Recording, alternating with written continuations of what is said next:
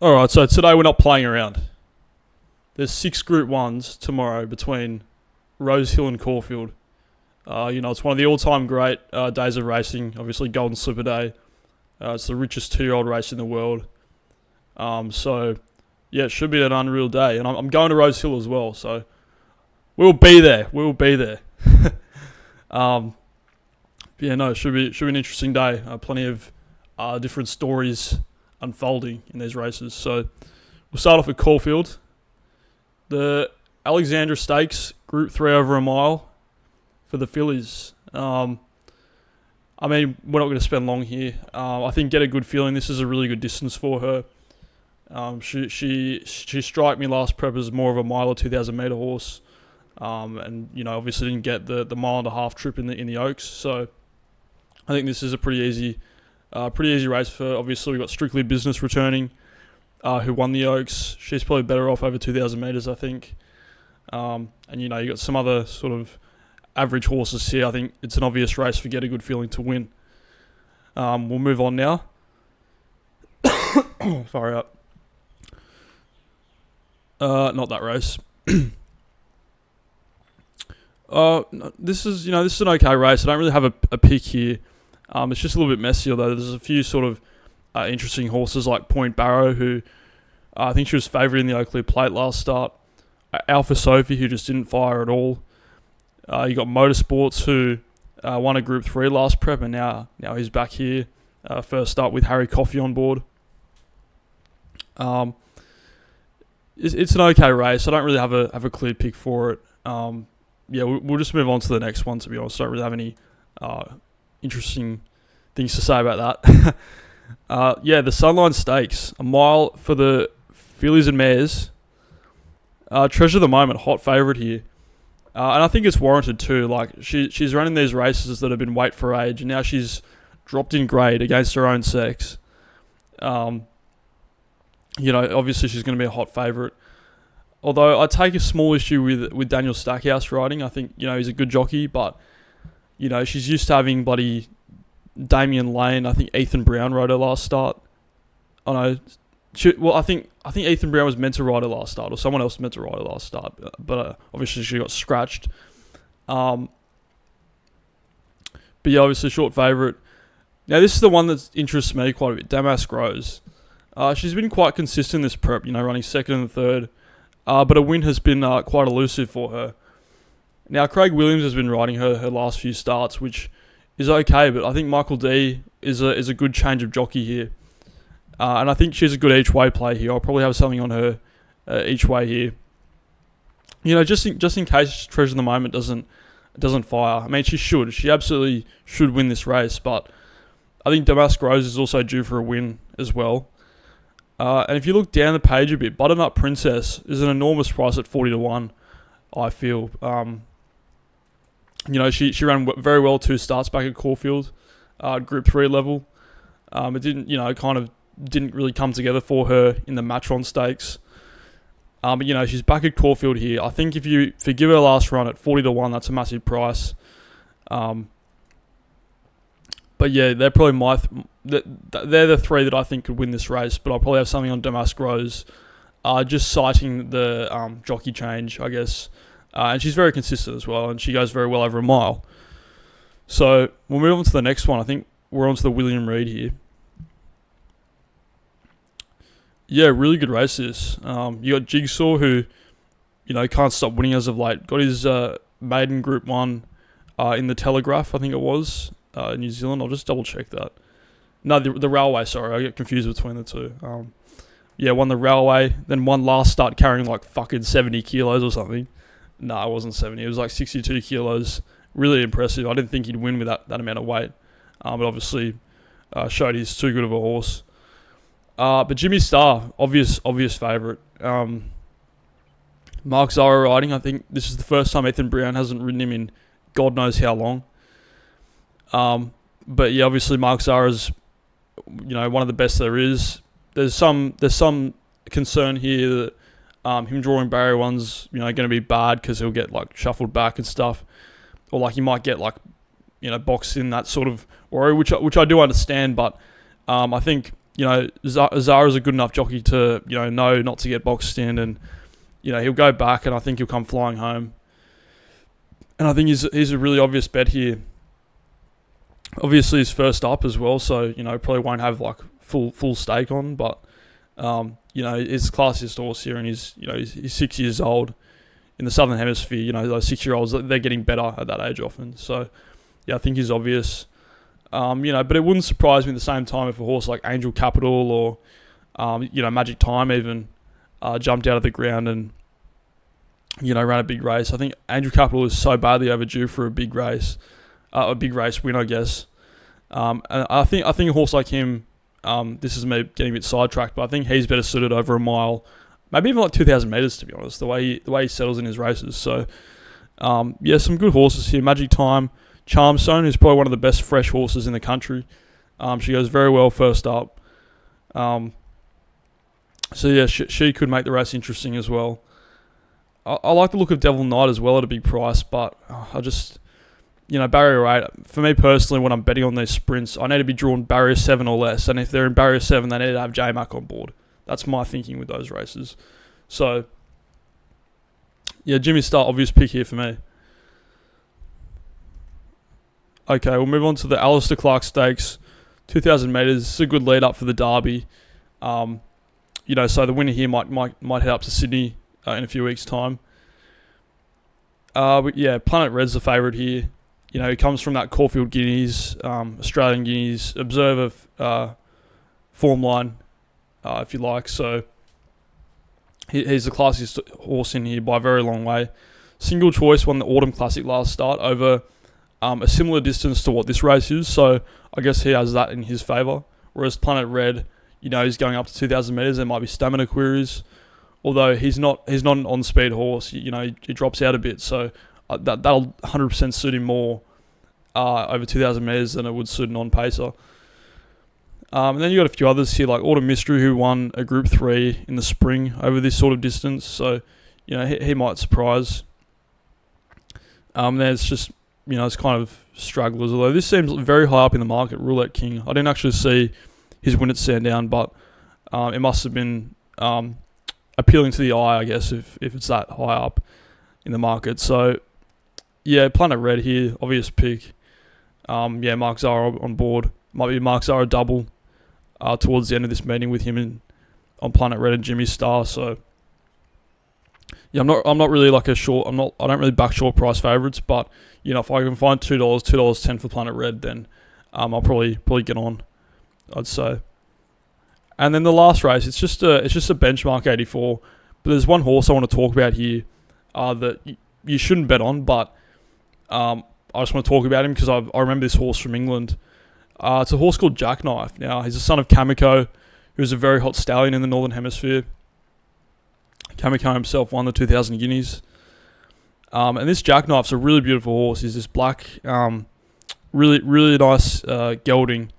I think they gelded him pretty recently too, because I think his last start in Deauville, he just was like a nightmare to ride, and I think it made more sense for them to geld him. But he was very talented, I thought. Third behind Opera Bello and Bay City Roller, who are 2 subsequent Group 1 winners. And then after that race, he was backed into favouritism for the Hampton Court Stakes at Ascot, which is a Group 3 over 2,000 metres. And Trinity College ended up winning that race. So, he's a very talented horse. He obviously had a few temperamental issues, judging by that Deauville run. But now he's been shipped out to Australia. He's been gelded. I really hope this horse, has something to offer over like 2,000 metres, maybe a mile. A mile might be a bit sharp, but he's very talented. I just hope he doesn't become one of these like journeyman import horses that just like running fucking shit handicaps all the time. Like I hope the class that I saw in him as a 3-year-old shines through. It might not be straight away, but I think he's going to be a really good horse going forward. If he keeps his act together. So that's enough of Caulfield. I think it's a good card in Victoria all around. So this is where it gets exciting. Rosehill. We had a storm here yesterday, but I think it was one of those fast sort of storms. It didn't last very long, so I think the track should be relatively unaffected. And it says here it's a good 4, so we'll go towards that. It might be a bit soft if we get any more rain, but it looks sunny outside, so I'm doing bloody Tim Bailey duties. All right. So the opponent stakes 1900 meters, Group 3. This is an okay race. You got Pinedo, who's the favourite. Obviously, Waller and J-Mac is going to be a strong talking point over this meeting. I think there's like some record he's going to break. I didn't actually read the headlines, so I don't know. It's some important day for J-Mac. Although I guess when he's riding Autumn Glow, every single ride or every single day that happens is important.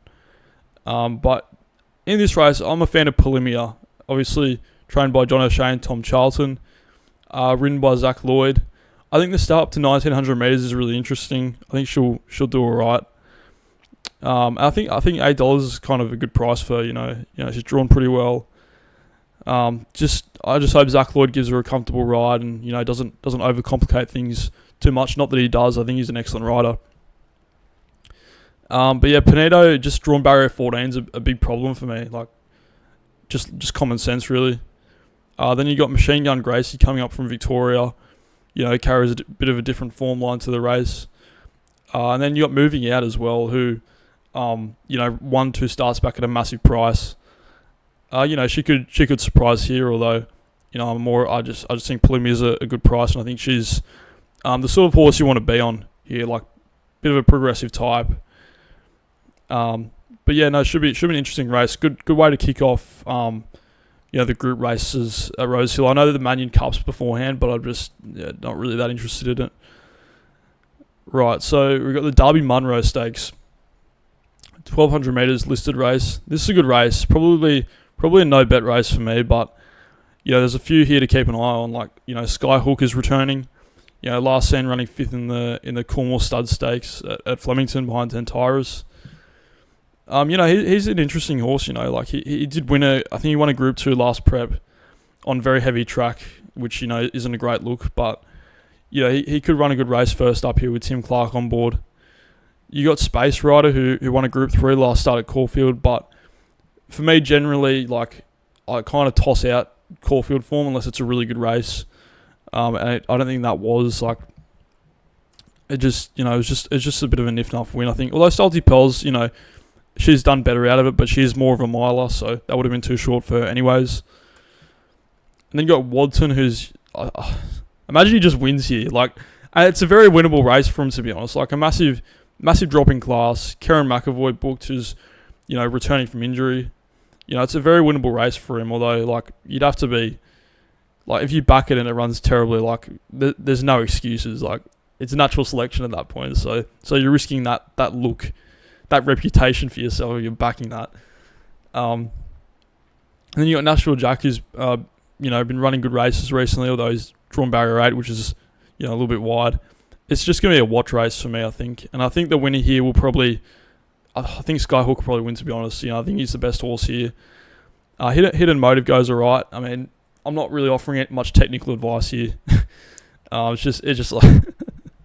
No, I think Skyhook's a good horse. I think he'll probably win. Alright, so moving to the first of the Group 1s. First of 5 Group 1s at Rosehill. The Ranvet Stakes.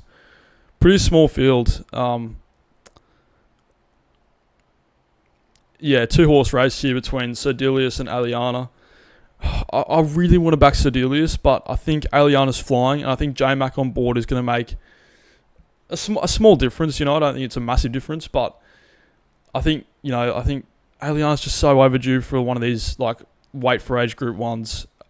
But at the same time, Serdelius, like, he won the Turnbull on I think it was like what was that other race? Was it like the Might and Power or something? No, it wasn't that race. It was like the Caulfield Stakes, like, back to back, which was, fuck, I got an itchy nose. Fuck me. It was like a crazy feat, to be honest. I feel like it kind of, like, went a bit under the radar how ridiculous that was, winning those 2 Group 1s back to back. So I would really like to back Serdelius. I might, like, when I'm 6 deep by this stage at Rosehill, I might have something on him. But I think, I don't know, Aliana's just going so well. Then you got a horse like Trinity College, who of his European form, should be right in there. I think his European form is as good as Sir Delius's, if not better. But obviously they're two different horses, and he might not be going as he might not have acclimatized as well as Sir Delius has. So, it's just going to be a really interesting race. I'd like to just watch it, but I really want to have something on Sir Delius. Then you got, interestingly, Steffi Magnetica stepping up to 2,000 metres for the first time. That's another interesting dimension, although I think, she's more of a... I mean, fair play for having a go, but she's more of a miler sprinter. And then you got Alalcance, and this is why I think Sir Delius might be a really good chance, is because Alalcance will just do some pacemaking. Because let's face it, it's a good pacemaking prospect for this sort of race. Although, isn't he dual entered? Isn't he, I don't know, I thought he was meant to run in the Manion Cup, but then he's popped up here. Whatever, I think I'm just going to watch that race. That was a real sham of an analysis, but we move on to the Rosehill Guineas. This is such an interesting race. You got Observer and Autumn Boy at the top of the market, although this isn't really a hot take, but I noticed this early doors. I can't understand why Observer isn't the favourite over Autumn Boy. Firstly, because Observer is proven over 2,000 metres and beyond. Is Group 1 winner over, a staying troop. He won the VRC Derby. But then again, Autumn Boy does strike me as a sort of horse that would really relish 2,000 metres. So, it's kind of... It might be like a gut feeling to get on Autumn Boy, but if you're going off what's in front of you, you're going off the form, you can't not pick Observer. He's a 2,000 metre horse. I thought before this season, the 2,000 metres would be his distance, because in the Derby he kind of looked like he was struggling to get the last sort of bit of that trip, whereas in the Vars that he won at Moonee Valley, he absolutely fucking killed them in that race. So yeah, I think Observer's going to be my bet here for the Rosehill Guineas. You got a few interesting ones too, like Deal Done Fast, who got given a really average ride by Daniel Stackhouse last start and came fucking flying home. So he could be an interesting each way play. Deal Done Fast. Green Spaces strikes me as more of a Derby sort of horse. And then Federalist, which is one that everyone's talking about. He seems to be a really unlucky horse. Although I just can't have him. He came second at Pakenham in a fucking benchmark 20, 2 starts back. So can't have him. It's just going to be an Observer win bet here. I've actually gotten on at $3. So really hope he wins. To be honest, I think he's such a good horse. He's had such a good prep so far. And I think the Rosehill Guineas is the next logical step, and then either go to a Derby or a QE. So we'll move on to the George Ryder Stakes. Obviously not much to talk about here. You got the legend Autumn Glow running here. This should be just another feather in her cap, if you like. I really hope she goes to the Queen Elizabeth after this, because that would just be ridiculous. Because I think if she goes to a Doncaster and gives She's Alibi 7 kilos, that's very problematic, in my opinion. I think She's Alibi carrying that little weight is just an absolute moral for that race. So Autumn Glow should win here. Although I think Lady Shenandoah is a good each way play. She's getting back up to 1,500 metres. This was more her sort of trip about a year ago, last autumn. She's been they've tried to convert her into a sprinting type, but I think she's more of a 1,400 metre miler horse. I think she's a good play for the Queen of the Turf if they go there with her. So yeah, good each way play, Lady Shenandoah. I'm very intrigued by Bayvax coming up to this distance. I thought they were going to go to Dubai with him for the Alquoz Sprint, but obviously they've had to change their plans after he didn't fire in the Lightning Stakes, which I didn't think he would. It was a Lightning Stakes, wasn't it? Yeah. So a bit disappointing. I think he still would have been a good feature for the Alquoz Sprint, and maybe with the war as well. Maybe that's why they're not sending him over there. Oh, and then Evaporate with the 2-week backup. He ran very well in the All-Star Mile, but once again, this is a different race. But yeah, Pericles is a big price too. Although, what am I saying? Like, Autumn Glow's just going to win here, and it's gonna look fucking easy, isn't it? So, it's going to look fucking easy. Alright, move on. Alright, now, this is a big one. This is one of the biggest races in Australia. The Golden Slipper, 1,200 metres. Come on! 2-year-olds! $3 million to the winner. Oh, I'm actually so excited. Alright, but it's a very, very tricky betting race. But I think I've narrowed it down to one who I think can win this. I'll just talk about some of these briefly. So Fireball, I was actually very keen on him earlier in the week. However, I've gone off him because his credible win that he has is in the English Millennium, and I just think those races, because obviously it's for English horses, it just counts. It just means any fucking like donkey can show up, I guess. So I just really query what he beat that day, and then obviously. He got shown up a little bit in the Skyline Stakes. So then you got closer to free Victorian horse, ran an absolute belter in the Blue Diamond Stakes. Guest House as well, who was a bit unlucky. Barrier 10, to be fair, I do like this horse. But Barrier 10's tricky. Warwoven, Barrier 14, can't have him. Paradoxium was the one that I, pre-barrier draw I really liked, I really fancied. But Barrier 18 is just a fucking... Like, he's in Parramatta. He's already in the coffin. Then Stretton Ruler, same thing. Barrier 13. So many of these horses I would have backed have drawn just atrociously. So just can't have a lot of these. Zambala's 1,400 back to 1,200 metres is going to fry him beyond belief. Music Time. He's actually pretty interesting, to be fair. Won the Black Opal last start, which I get won't be that strong of a race. But a thing I like about this horse is that Pierre Boudvillain, who's a country jockey, has retained the ride. He knows the horse inside out. Like that's a really underrated feature for a horse when the jockey sticks with it. So yeah, I think like no joke, 40-1 might be a good each way play there on Music Time. Then you got Hydrix. He won that race on debut and then hasn't really done a great deal since. And I think Barrier 1, like he could easily get trapped and. I don't know. He needs 1,400 metres a mile, in my opinion. He's like the half brother to Apocalyptic, I believe. So, a mile just stands out in his pedigree as his sort of trip. Oh, fucking hell, I've got the itchiest nose. All right. Incognito, Barrier 16, can't have him. Streisand, who is the favourite, I believe, or thereabouts, won the Blue Diamond. Clinton McDonald came out, I think, yesterday saying it's the best filly in the country. I don't know about that. Spicy Miss, Barrier 5, Craig Newitt. Actually, to be fair, she's flying a bit under the radar here. Although, like Craig Newitt, obviously, he's in form at the moment. He won the Newmarket the other week. I just don't know. I just don't think she's good enough. Maybe if we had like Zach Lloyd or J-Mac riding, then I'd probably be more interested. But you need fucking like elite jockeys for these races. So, although not saying he's not, he is very good.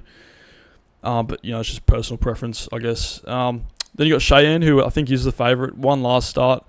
Willow booked. She could run a very big race, but Barrier 12 once again, it's just so tricky. And then you got a few. These are the bottom. Pembray's drawn Barrier 19. Like just. Yeah, as I've said like 15 times this video, a lot of the good horses have drawn the coffin. Now, I skipped one horse here, and that is Campione D'Italia. I think this horse wins, to be honest, for a plethora of reasons. I think the 3-week break in between runs is a massive positive. These horses are 2-year-olds. There's a lot going on for them physically and mentally, so I think giving them a little break before the Golden Slipper is a massive positive. He comes here, obviously, he didn't fire in his first start, must have had something wrong. And then he won the Skyline Stakes. You can make the argument that it was not a strong race, but, he won. He's got Damien Laid aboard, who is a world-class jockey, probably doesn't get his flowers enough on a global scale, I think. I think everyone in Australia knows how good he is, but, he's an internationally renowned jockey. So, just wicked jockey booking. Barrier 4.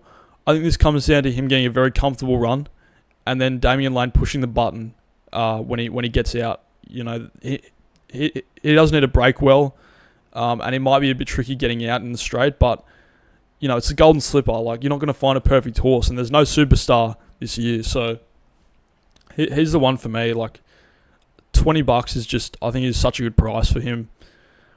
And I think, like, yeah, if he wins, like, it's just a massive stallion prospect, isn't it? Like, obviously Newgate and China Horse Club own this horse. Like, he's obviously well touted. I think you could, if you're playing devil's advocate, you could throw out this bit of form in the Skyline because it was a wet track and, whatever. But, like, the horses he carrying the good form are drawn fucking, like, literally in bloody Paddington. So,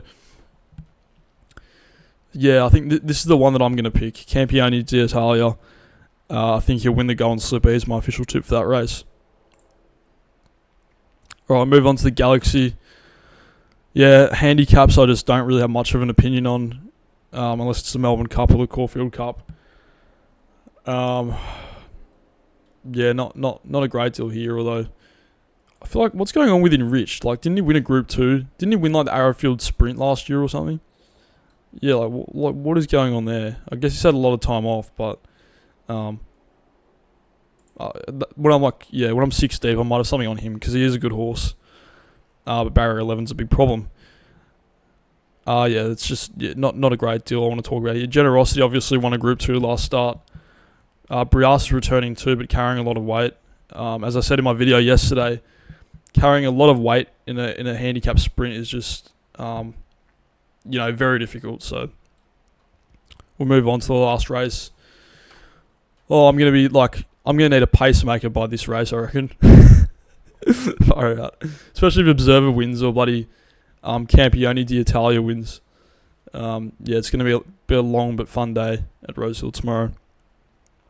Within the Law returning, obviously they really put her to the sword last prep, running her in all those big races like the King Charles, the Spring Champion. And then she's returning here. Hope for a nice run from her.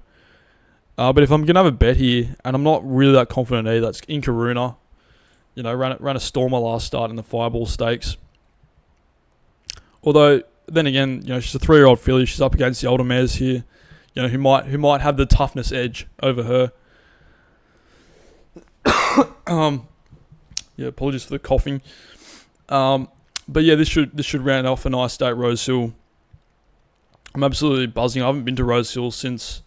I reckon the last time I was there was when Piero won the Golden Slipper, and I would have been like, a lot younger. It was a long time ago. And the last time I went racing in Sydney was the Everest in 2022 when Giga Kick won. So obviously I haven't been racing here for a long time. I'm very much looking forward to it. Should be a fun day. That's my preview for the races tomorrow. If you like this type of thing, like and subscribe. Follow me on Twitter. That sort of thing goes a long way. So see you later, I guess.